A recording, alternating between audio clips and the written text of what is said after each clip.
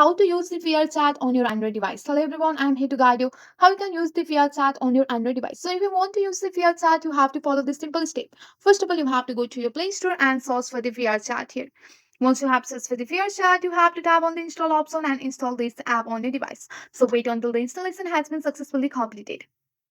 After installing the VRChat on your device, just go for the open option and open your device here.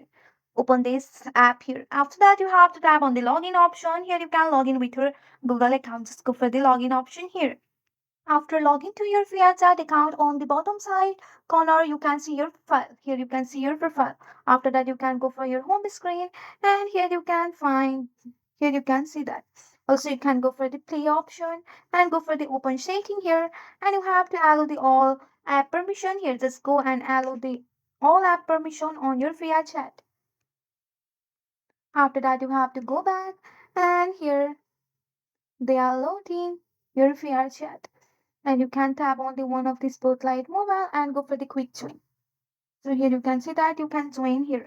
So with the help of this simple step, you can easily use your VRChat and install it on your device. That's it for today. If you like this video, please hit that like button and subscribe for more. I will see you in the next one. Thank you.